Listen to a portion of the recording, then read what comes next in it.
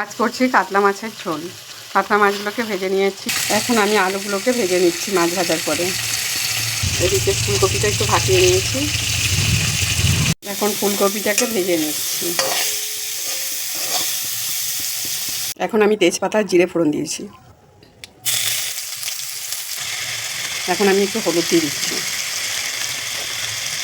এবারে কড়াইশুঁটিগুলো যাতে না থাকে তার জন্য নুন দিয়ে দিলাম।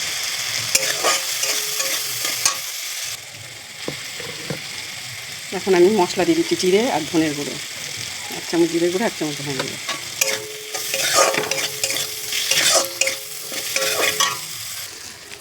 এখন আমি একটু লঙ্কার গুঁড়ো দেবো, অল্প কাঁচা লঙ্কা দিয়েছি।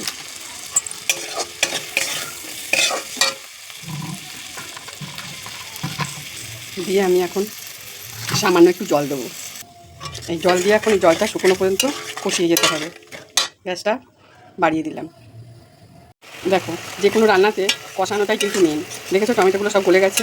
এখন আমি পুরোটা জল শুকিয়ে তেল ছাড়া পর্যন্ত এটাকে আমি কষিয়ে যাব।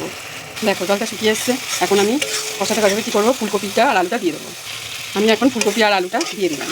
ফুলকপি আলুতে যেহেতু আমি ভাজার সময় নুন দিয়েছিলাম, তো সেজন্য নুনটা একটু কমই দিয়েছি। পরে আবার টেস্ট করে দেখে নেবো যে নুনটা কেমন হলো, তারপর স্বাদ মতো আরেকটু যদি লাগে নুন দেবো, নাহলে নুন দেওয়ার প্রয়োজন নেই।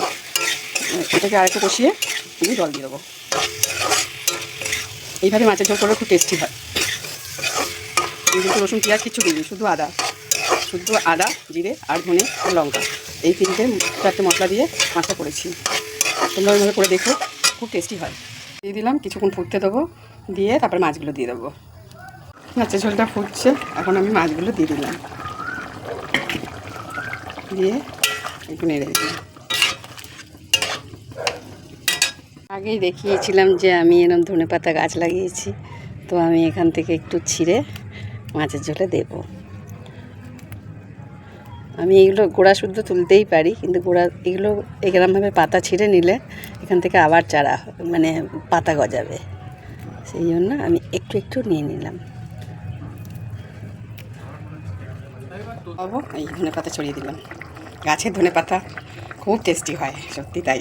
বাজারের ধনেপাতা তো কতদিন আগে এনে রাখে। যাই হোক, দেখো কেমন হলো। যদি ভালো লাগে লাইক এবং কমেন্টের মাধ্যমে আমাকে জানিও। গরম গরম মাছের ঝোল ভাত। অসাধারণ অসাধারণ। তোমরাও কিন্তু এইভাবে করে দেখো, খুব সুন্দর লাগছে।